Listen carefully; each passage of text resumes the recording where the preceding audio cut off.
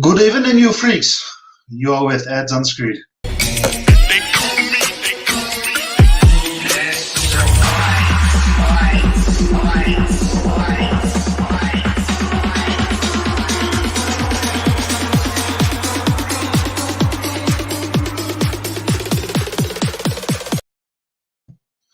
What's happening, guys? Welcome to another stream. It has been a very, very long time. Life tends to happen and such, but I am back sporting a new style, as you can see, keeping it blue, keeping it red. So, guys, my next guest, shame, I've been harassing this poor egg for about, I don't know, 2-3 weeks, and a normal person probably would have called the cops, but he decided to come on my show. So here we go, introducing Mr. Aiden Caye. Welcome. Hey, man. Thanks for having me. Thanks for being on the show. But very excited to have a chat with you. Very, very excited to unpack your documentary. I think we're just going to give it a couple seconds just for some of the viewers to join. And I'm going to then play a short snippet just to give everyone some context on what we're speaking about. Give it about 10 seconds there. 10 seconds there. So everyone is joining. Welcome. Live with Aiden Caye. All right. Let's roll it. So, guys, I'm going to play a little snippet, just to give some context on Aiden's documentary, The State of the Arts.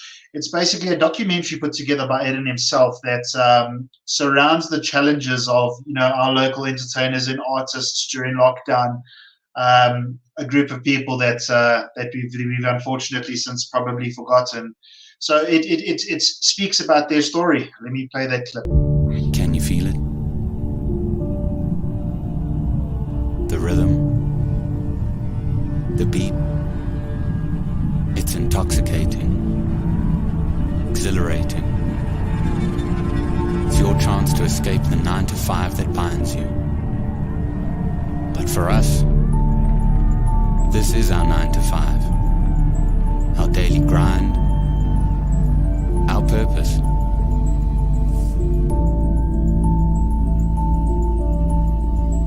Or at least, it was. On the 26th of March 2020, our lives changed forever. Livelihoods, businesses, dreams shattered, an entire industry devastated. Collateral damage in a war no one truly understands or anticipated. What was meant to be temporary quickly became reality.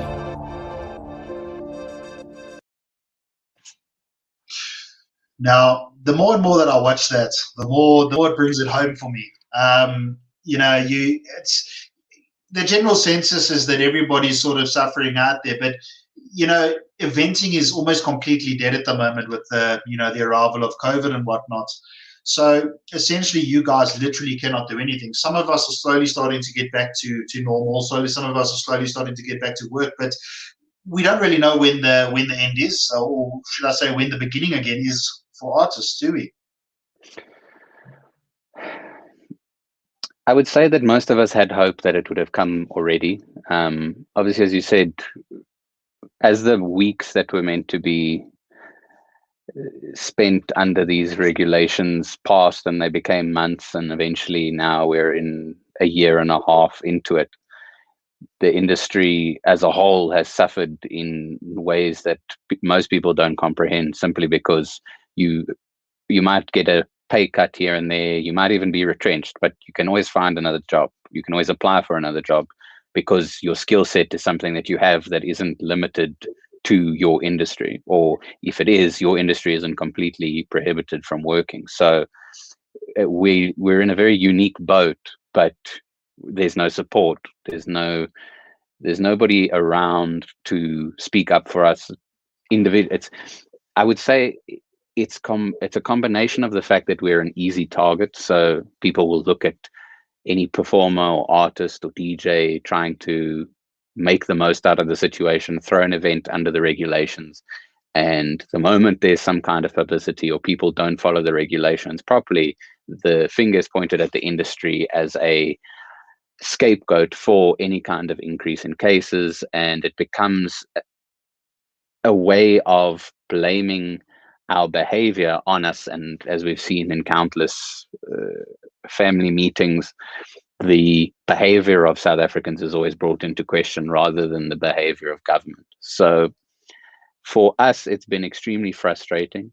But on top of all of it, it's the lack of purpose.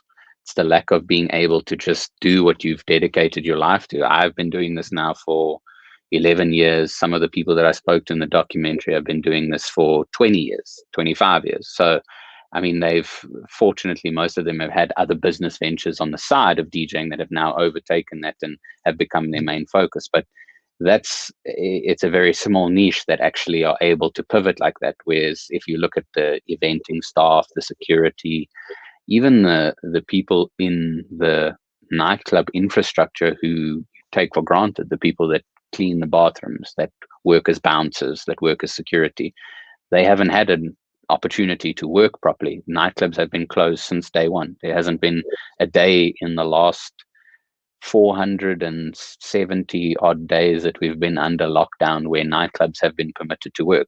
Obviously, some have tried to pass as restaurants, but ultimately, the industry has either been completely prohibited from working, as we were for the last 4 weeks under level 4, where no gatherings were allowed, or restricted, as we are currently, where, okay, you can have 50 people indoors or 100 people outdoors, but if you aren't a bar that's prepared to foot the bill of a DJ, for example, and you try and charge entrance, the amount you have to charge people in terms of a cover charge to cover sound and lighting, DJs, and usually it's more than one DJ that's on a lineup. So the industry can't survive, whether it's completely shut down or even if it's 200 people that you can have. It's not feasible. It's not viable. So the longer lockdown continues, the more this industry is in a state of limbo and in a state of crisis. It's actually quite scary, isn't it? Because, if I think about it and I think about the general census when it comes to entertainers and celebrities alike, we tend to think that they are superheroes, that they that people think they don't have responsibilities, but the truth is that they do. They got kids, they got cars, they got bonds. They are human beings, and they've also got needs. It's actually once I watched this documentary, and I mean, I must be honest, I'm not one for documentaries, but the story that you told in just 30 minutes, it blew my mind. It got me thinking in ways that I've never thought before. It got me looking at things from different perspectives. My work has always been in marketing and design and sort of in the creative sector. And, I put myself in the shoes of an entertainer, and I sat there and I thought to myself, at this stage of my career, I'm not exactly 50 years old, but to try and do something different now in such a short space of time to survive, it would be nearly impossible. I couldn't fathom that. And like you said, so many artists have had to sort of find other ways, I guess. I don't know how most of you guys have been doing it. It's absolutely mind-blowing. Will the eventing industry and parties and whatnot recover from this? Well, what are your thoughts there? Well, you touch on a very poignant reflection on how this could impact people's lives, but they don't tend to empathize. They tend to rather point fingers. So where most people would look at us and think, well, okay, as you said, these people are living a certain life. They are out and how hard can it be to do what you do? But the reality is that for most, you build a career off of decades of work. You don't just suddenly decide, okay, cool, I want to be a DJ, and suddenly you're a DJ. You have to, yes, there's no qualification for it. You don't need to study to be a DJ, but it's a skill set, the same as being a welder is a skill set. It might not produce a functioning resource or end result that can be used for something in greater society, but people view the output of what we do as something that's not an essential in a time of a pandemic, which to an extent I can agree with. I don't disregard the need for the restrictions. All I judge and all I try and speak out against is the lack of support that we've received, and to try and get people to understand that this isn't a case of, well, it needs to be binary. It doesn't need to be either people are out partying, and in most cases people trying to portray them as reckless and irresponsible, or everyone must stay at home and we save lives. It doesn't need to be a binary black and white. There are middle grounds. And it was really interesting to see this week that the CDC in the States decided to rescind their suggestion that the PCR test is the most functional way to test for COVID, and rather suggested that rapid testing should be replacing it. And that opens up an interesting opportunity for us here in South Africa, where you saw it in Europe and you saw it in the States, where events were happening even when they weren't at this peak level of vaccination that they're at now, but rather, okay, well, the numbers are low. So what we're going to do is we're going to allow an arena to have a Joe Rogan or Dave Chappelle show, but everybody who enters has to be tested with a rapid test. There's nobody in government is saying, well, and it boggles my mind how 16 months later we still have the most incompetent minister running this department, where they've been, okay, cool, well, we want to distribute 300 million rand to artists. I got called out of it in one of the interviews that I did. The woman, I said, I don't know anybody that received that first rollout of the money. It wasn't allocated properly. There were 400 people that were approved to have received it, but in reality, the 400 that were approved, most people have never heard of. You saw articles coming out of established DJs, not white DJs like myself, DJs from all races who have all kinds of influence, who were saying, well, we don't know who these people are. So where the fuck did they come from? Sorry, I don't know if I can swear on this, but the reality for us is that without the support, and this doesn't need to be, okay, well, we need a handout. We're not looking for a handout. We're looking for an opportunity to work. And the most lucrative way forward for us, or the most viable way for us, is to find a way for us to actually be able to work, because we can't rely on the government to provide support. A 350 Rand grant here, or even I was fortunate enough, I think at the end of last year, I applied for relief. So my partner is a booking agent. I'm a DJ. We both applied. She didn't get approved. I got approved. Now, me as the artist, I can go, okay, cool. Well, I have other ways to make money. I have streaming income, which is minimal. It's insignificant, but I can do that. I can do other things. But now if you're a booking agent or you're an artist manager and your artists aren't working, how are you making a living? But then the government doesn't see that as a part of the value chain. And if we aren't able to work, the industry atrophies, and you see things happening like the Dome closing, or venues popping up that are closed. One of the first clubs, which was a club that was really, for me, one of my favorite clubs to play at in Cape Town, was Reset, and that closed, I think, in like the first 2 months of lockdown. So it's not even a club that's been holding on. They were just like, we're done. We're not.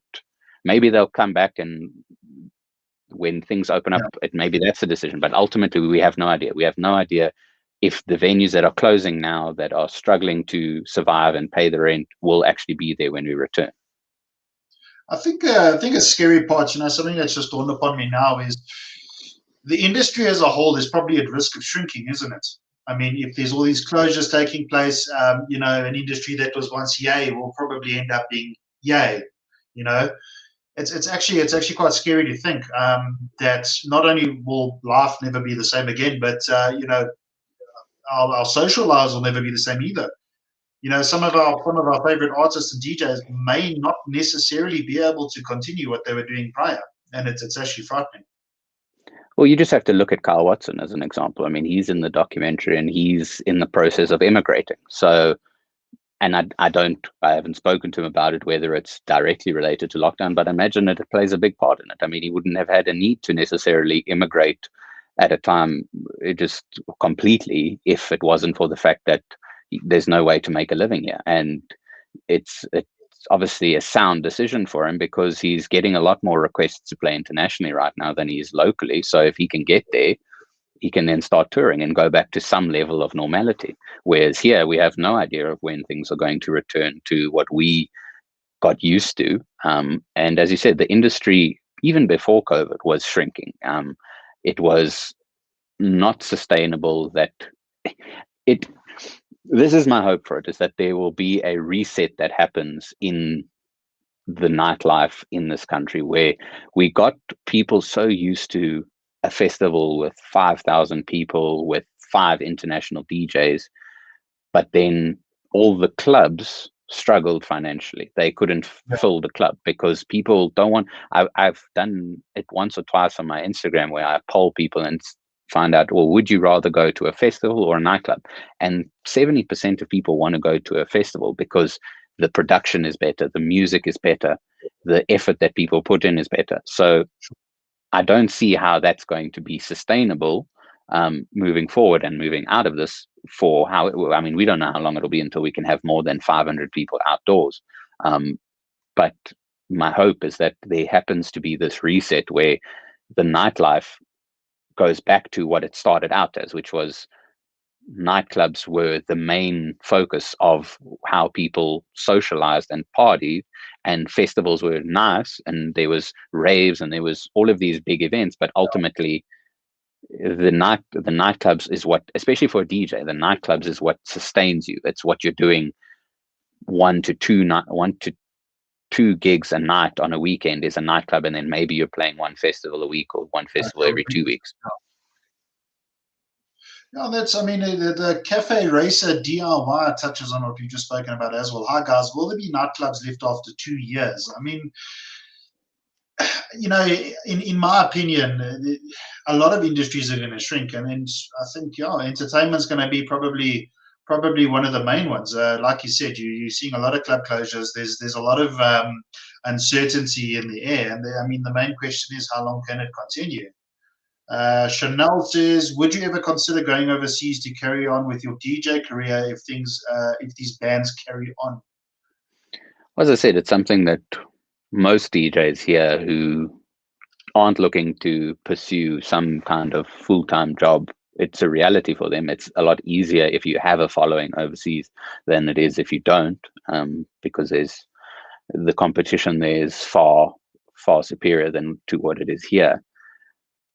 But I mean, it's easy for us to look at things now from here and see football stadiums in the UK full, see racing events, see cricket matches. But then you also see now play clubs in the Netherlands, I think last week, were shut again because the case numbers had increased. Clubs in Barcelona were shut again because numbers increased. The UK they've just come out of their I think the extra 4 weeks of whatever lockdown it was for them, where they were then able to return on I think it was the 21st of July or the 19th of July. And it's been a week and a half. So it's going to be interesting to see a month down the line if the authorities in the UK feel the same way and decide that, because ultimately nightclubs and nightlife are going to be the first thing that people take away when it comes to trying to combat this, because they don't have any other solution, because they're not interested in another solution. They're not interested in finding a way to keep our industry open. It's a case of, and it has been for the whole of this duration, has been any means necessary. And for us, any means necessary means, well, you guys have to sacrifice. Yes. It's actually quite. It's. I suppose it's an international pandemic. I mean, it's countries around the world are pretty much putting up the same restrictions. But like you said earlier, it's not really. It's not up to the artists or the production companies, is it? It's down to the individual to behave. And like you said, South Africans have proven time and time again, we cannot stand 2 meters apart. We cannot wear masks. We cannot comply, and we cannot comply for the greater good of everyone around us. And, government has also proven the incompetence over and over and over again. I could do a 3-hour stream just how rubbish they are. And I think when it comes to delivering on grants, I don't think they can barely pay the pensions. How are they going to segment industries and make sure everybody gets what's due to them? This pandemic has absolutely shown up our weaknesses as a country, and it's gone to show. It's times like this where you really look to your governments and say, well, what next? I don't necessarily think every government in the world has handled it properly, but they've definitely handled it better than ours have. No, for sure. And I did not an extensive amount of research into it when I was doing the documentary, because it wasn't a documentary about the global music industry. But I mean, there was stimulus checks from the Australian government that went to most citizens. There were stimulus checks that went to the arts industries, in particular in Germany. And the amount that they allocated the arts and entertainment industry in Germany was something like 5 billion euros. So we're talking about billions of rands. We're talking about 300 million when you talk about what South Africa allocated from the budget. And we don't have the budget to allocate that much. But if it was rolled out properly, at least some would have received relief when they needed it. But even if it had been, it wouldn't have been enough. You look at what some of the other countries in Europe did, where they started offering VAT incentives to bars and nightclubs, where you could forego charging people VAT so that there was a incentive for people to come and spend money in your establishment. There was none of that here. There was, at no point has there been any kind of foresight or initiative taken by the government. And that's what's really frustrating as a South African artist, is that at no point has the conversation ever been, how can we keep this industry alive without looking to provide handouts to the industry? And you can't survive off of a 6,000 Rand grant that's meant to cover 3 months, because you have, if you're a artist, or if you're a promoter, or if you're a sound and lighting company, you have a team of people that you work with. For most people, you don't just work in isolation. You might have a manager, you might have a booking agent, if you're a sound and lighting company, you have staff. I mean, the one person that I interviewed in the State of the Arts, he owned a sound and lighting company. His decision was to, instead of sitting on his hands saying, well, I can't work, he had the infrastructure, he had trucks, he had the staff. He just pivoted and he opened up a moving company because his staff were used to lifting heavy things. And it's genius. But it's a very small niche of people that are able to, as we've discussed, just find something else to do. And if it was that easy to find something else to do and just find a job, then we wouldn't have the highest rate of youth unemployment we've ever had. It's a sorry state of affairs. I mean, I've seen it firsthand myself. You end up paying pay as you earn your entire career. You pay thousands and thousands and upon thousands of rands, and it's quite frustrating to know that. I mean, it's been proven time and time again, like I said, that when you genuinely really need it, it's not available, or it's that much harder to get, or you sit back and you think, nah, geez, I can't put myself through that. It's just too much, and honestly, I don't see it getting better. I don't think it will. But like you said, that they've almost eliminated entertainers from the whole greater scheme of things. And it's all fantastic to declare this great number of this figure for relief, but it's like you said, it's one thing to actually receive it. Well, I mean, if you had to look at their plan when they wanted to roll out relief to people, you spoke about PAYE, but for a lot of the time, the president spoke about UIF and TERS. And now the challenge with our industry is that the majority of people working in this industry are either subcontractors or they're freelancers. So you're not paying UIF, so you can't claim UIF, so you can't claim unemployment, or you can't claim from TERS. So the majority of practitioners in this industry, if they weren't part of a company, couldn't claim from that, where they were talking about billions of rands that were paid out in UIF payments. But ultimately, the entertainment industry saw very little of that because they weren't actually eligible to see that, because we don't operate in a traditional sense of I have an employer and my employer pays my PIYE and my UIF. And if I have to be retrenched, I can then claim from UIF or TERS. So it's a very frustrating, and I've said this before, but it's a very frustrating position to be in. And the only way forward for us is if more people like myself start to speak up about it and find a solution, that we don't become the first frontline excuse for why this is happening and why the case numbers go up. Because ultimately, you can blame people for not social distancing, you can blame people for drinking and being reckless, but there needs to be some. You can't expect the responsibility can't be on the individual. It has to be on the collective. And the way that you get the collective involved is if you provide a way that doesn't cause them or require them to be selfless, because people aren't selfless. We don't. Yes, we care if we infect our family, but for the most of it, we're not that concerned for our fellow human. But if you give us a practical solution and you say, okay, well, all you have to do is you have to be tested before you enter our venue, we'll go, okay, well, that's an option. Like if it's at our own expense, maybe the ticket prices are a bit higher, or we find a way to get subsidies. If God forbid the government had to pay towards it, you could say, okay, well, now to get into a nightclub, you have to pay an extra 50 rand or extra 100 rand, but you don't have to wear a mask inside. You don't have to social distance. You can enter the venue and you can go back to some kind of normality. There shouldn't be a reason that we can't do that.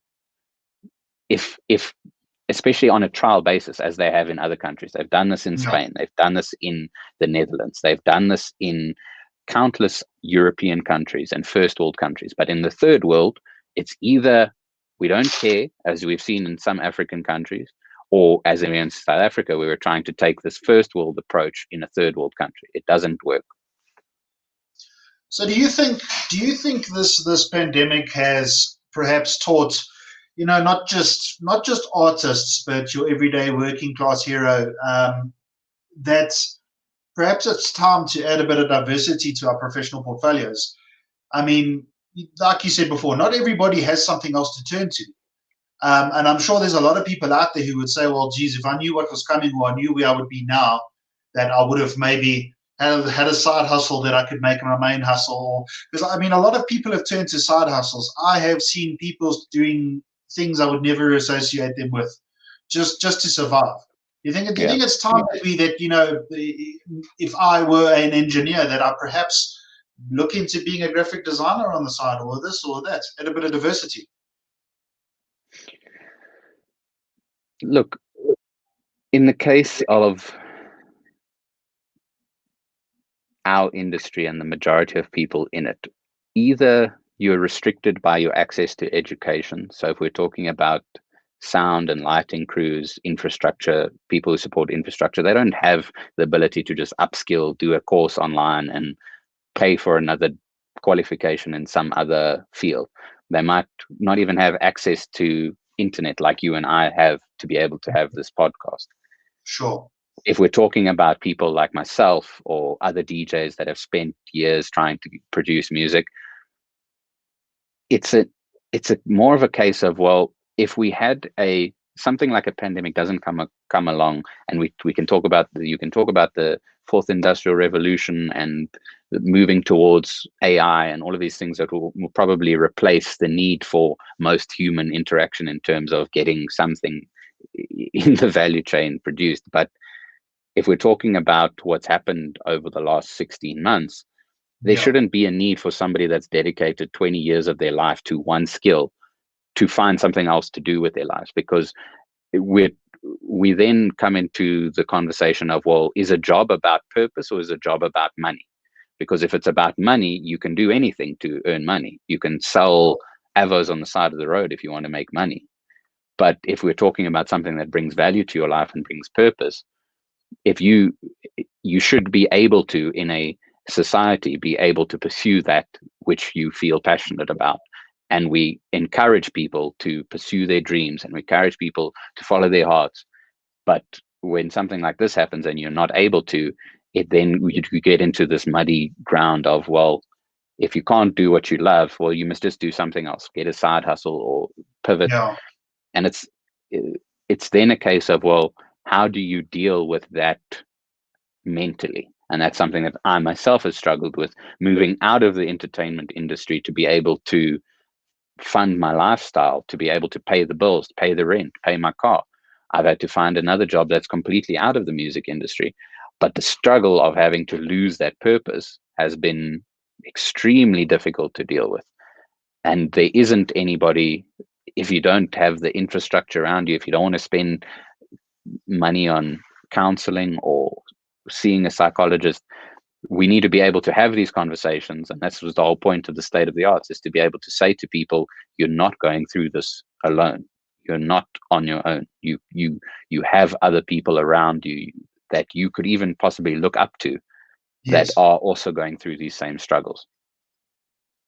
I mean, that's pretty much the exact message I got from the documentary, having watched it.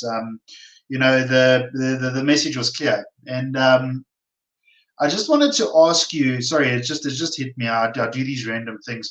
When did you decide to sort of look into the documentary or begin planning it? At what stage of lockdown?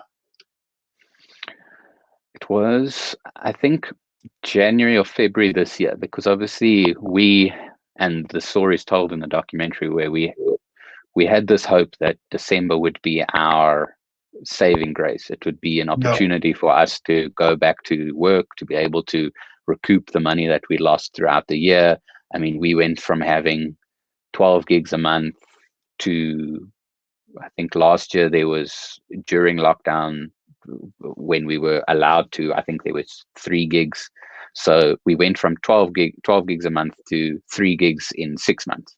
So we looked at December and we thought, okay, well, this is really going to be the time where people want to party, the numbers are down, we're going to be able to do this. And then all of a sudden we were back in level 3, where gatherings were prohibited.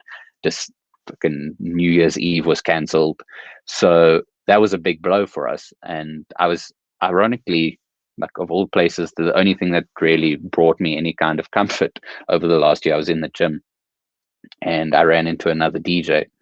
And I said to him, like, yeah, it's been really tough. What have you been up to? And we then just got chatting about, well, what are other guys doing? Like, how is other people surviving? He's on radio, so he has that income.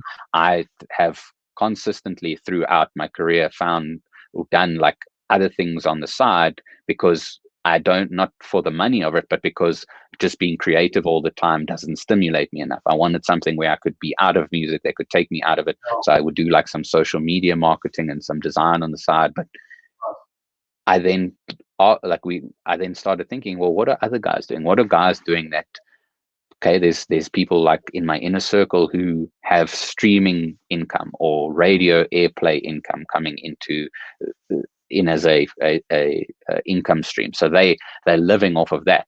But what about the guys that don't have that? What about the people who were booking agents? What about the people who were event staff, who owned these companies that had these employees that could no longer work? So I then just started asking guys, okay, are you interested in me chatting to you about this? And I suppose, and it's something that I've mentioned in the interviews that I've done, and so I put out a disclaimer before I put the documentary out, because I didn't want people to look at it and go, well, you're only speaking to a very small niche of people. This is, you should have more representation in it. And the reality is that this was never meant to be a documentary that was sold to Netflix. This was something that I put together in my own time, out of my own pocket, to tell the story of myself and my friends and my colleagues. And in doing so, to share the message and to start a conversation and to join together a bunch of experiences in a way that people can see that this has affected people in this industry in a way that they don't comprehend. But the idea moving forward is to actually carry on the conversation and to try and speak to a more diverse range of people, so that this doesn't just become a, okay, well, cool, we see what's happening, but we're not doing anything about it. Yeah, yeah. I think something that drew me in when I actually watched the documentary was the part that actually drew me in was when you were talking to individuals, and individuals were speaking about their individual situations. You could actually see and feel the pain on their faces. You could hear it in their voices. You know, their whole body language was almost hopeless, and I think that's what really really brought it home and made it real. What I wanted to ask you, Aiden, is out of everything, what do you miss most about performing?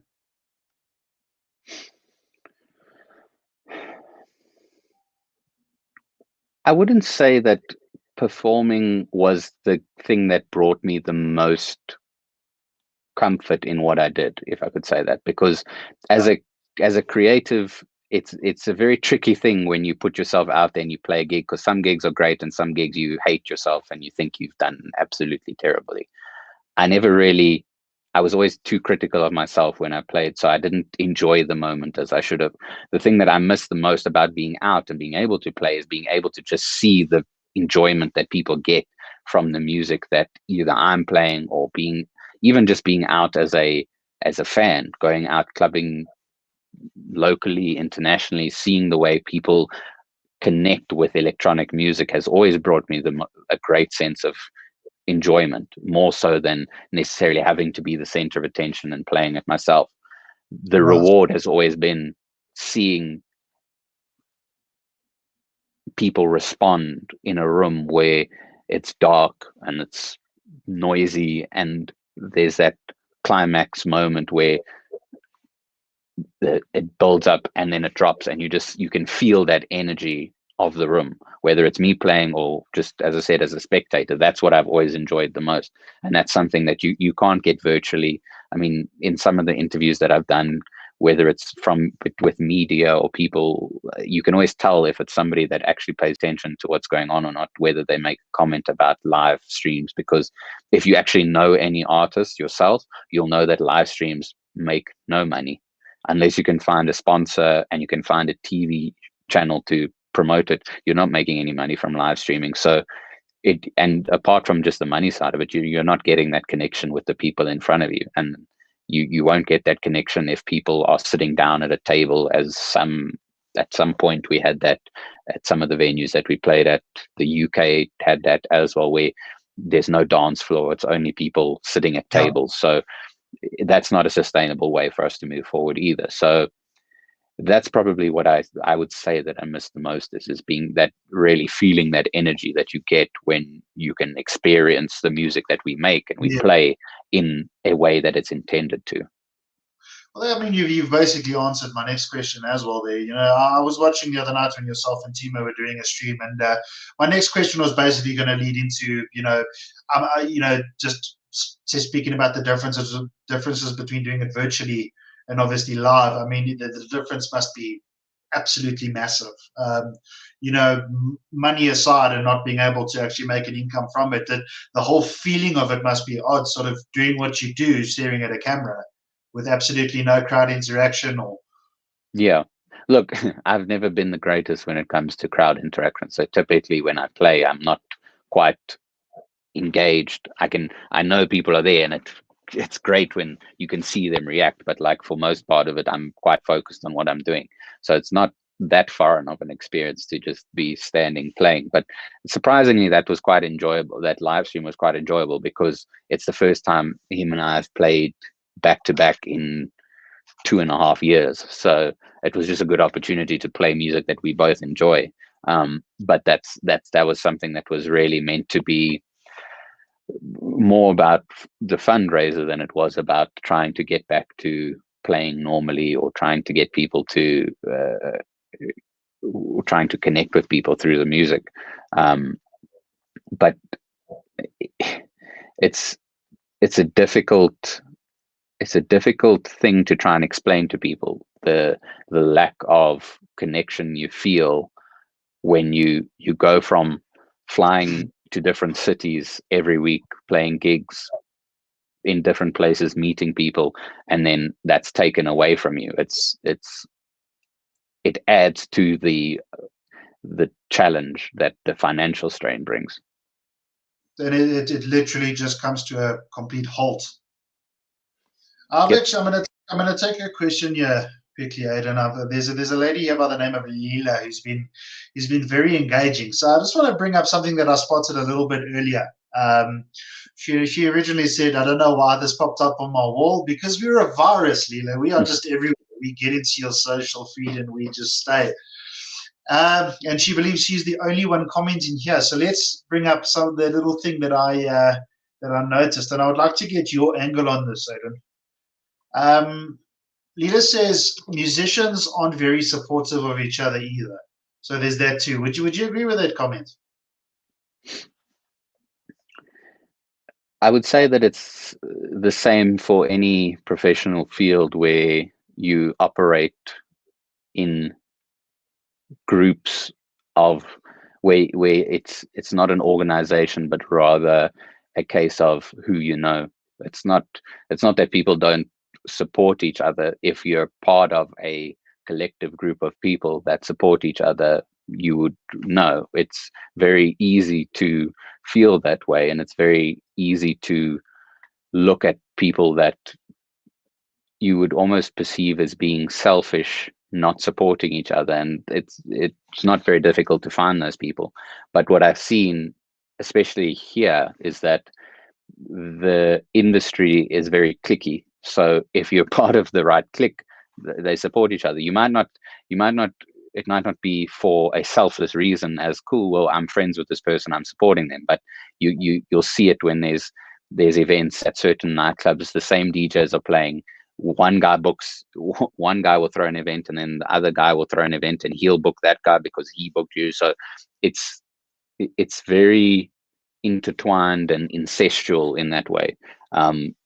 When it comes to I'll also say this, is that I have seen, however, in the last 16 months, before COVID, people got very self-involved in this industry. And obviously what we've gone through has been very humbling. And I've found personally that I've been able to connect with people on another level than what I did before COVID, because they were either not interested in what you were doing, they were too involved in what they were doing. But it made everyone go, okay, well, shit, like everyone took a step back, and now all of that ego has sort of left. And maybe it will return once things get back to some level of normality. Maybe it returns where people are only self-involved. But that's been quite comforting to see the fact that in this there has been some kind of silver lining, is that I've been able to work with people that I never got to work with before. They gave me their time in the documentary that they wouldn't have before. But it's definitely about, and this is the case for this industry, it's about who you know. And it's unfortunate. It's not unfortunate. As much as we think music is about talent, it's only going to get you so far. You have to be able to play by other people's rules, unfortunately. Sure. And Lila, no, every comment is valid. Your input is most definitely welcome, and obviously your opinions too. I just wanted Aiden to unpack that a little bit for us. Aiden, you started a fundraiser. I believe it was called Broke Not Broken. That was the hashtag following it. You want to tell us a little bit about that? Well, obviously, for obvious reasons, the necessity for people trying to come up with crowdfunding campaigns is self-evident when you look at as we've discussed, the dismal response by government. Yeah. But it got to the point where when I put the documentary together, I was speaking to some people, and they're like, well, why don't you have like a call to action for people to donate to a charity or to an organization? And I started speaking to other people, but there was nobody that catered specifically for our industry. There was something that was started last year called the South African Fund for Entertainment, and they they did a live stream and they raised a lot of money. I think they raised close to R1 million, but again, that's not enough. But I had this desire when I saw that we moved to level 4 again and our industry wasn't going to be able to work, that I thought, fuck, I'm not going to sit back and do nothing. I'm going to do what I can to be able to raise money for people with the means that I have. And it's not a lot of money. It's not going to make it, it's not going to be able to sustain people indefinitely. But already just from doing that, I had an offer from another organization that was raising money. They donated, I think it was 10 500 Rand vouchers to me to distribute to people that I knew that were affected by this. So I was able to reach out to some of the support staff from some of the clubs that I knew as bartenders. And I got them relief. I got some DJs that were struggling. I got them relief. So it's not by any means a lot of money, but it's something. And if that's all that comes of it, that's all that comes of it. But it's not something that I think I take for granted. I'm very grateful that people have donated towards it and been able to help me help other people. Sure. I mean, it's what's up, Jay? I mean, what you're asking for is it's not even unreasonable. I mean, from what I see, you basically just asking for somebody in power to do something, just to sit down and say, right, let's look at eventing and let's try something. Let's think about it. Let's engage. Let's see what we can do. Is it rapid testing? Do we need to allow a few more people in under certain conditions? Do we need to monitor it? You're just asking for something to happen somewhere, some sort of light at the end of the tunnel. I mean, yeah. I don't think it's unreasonable at all. Dane says the saddest thing of all is that of all of this is the amount of people in the industry that have been lost forever because of the fact that no one cared. But as a whole, the arts industry has come together. I mean, do you think you guys have come together? I mean, you obviously have in some degree. You came together to put quite a compelling documentary together.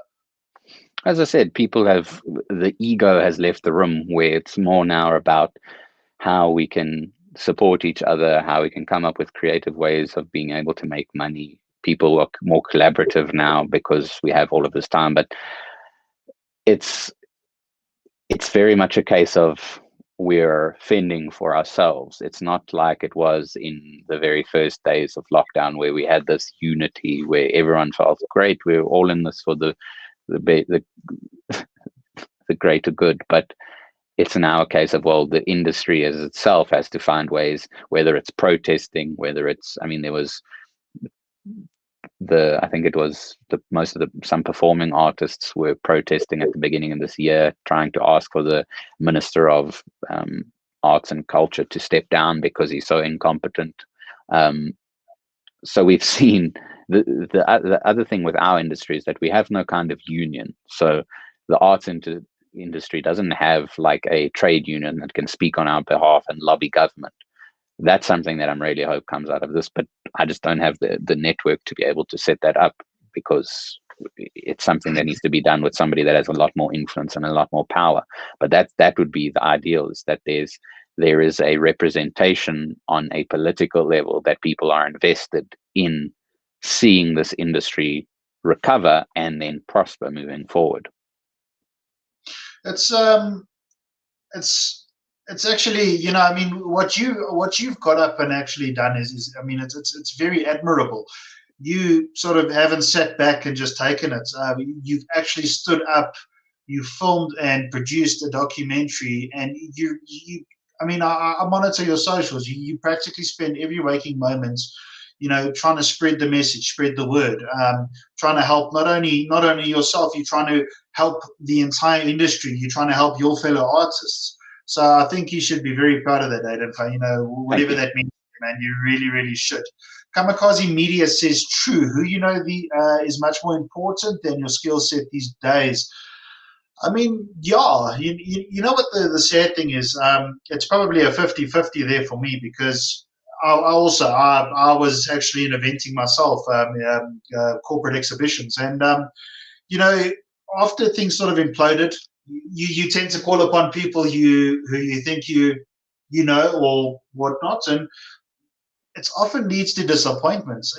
Some people get it right and some people don't. I don't know what your position is on that, Aiden.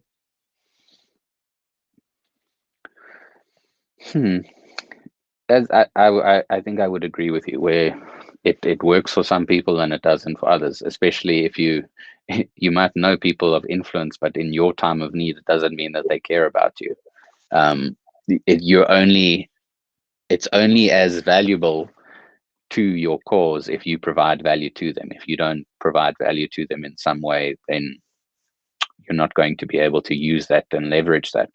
Um, there's not much to say about that, unfortunately. And there's a comment just lending to what we've just discussed. It's nice to see someone be so passionate about the industry and the people in it. Most people like to sit back and complain, yet they do nothing. So big ups to you from Chanel there, Aiden. Thank you. I think let me just respond to this lady. Yeah, Lila. I will be posting links to all of Aiden's socials as well as the documentary itself. I definitely recommend everybody watching. Go give it a watch. Go give it a review. I think there's something that all of us can learn from it. Aiden, I think we're going to leave it there. I have stolen 51 minutes and 16 seconds from your life, and I appreciate every single one of them. No worries, man. I just want to thank you again for the opportunity. Thank you again for setting aside the time to chat and obviously speak to us about your industry, your documentary, and just give us your general position on things. I've got a lot of respect for you, and yeah, again, really, really appreciate the time. Guys, I'm going to just pop a banner at the bottom with Aiden's socials for those who are keen. Please go give him a like, go subscribe to his channel, give him a follow. Let's like and share his stuff. I think that his message is very pure and well intended. And for those who haven't liked my page, I'm shocked, but please go like Ads Unscrewed, go subscribe to my channel, and of course, feedback is king. Please let me know what I'm doing right. Let me know what I'm doing wrong. At the moment, the wrong list is quite long, but please, I value everyone's feedback. And yeah, this has been Ads Unscrewed. Join us next time.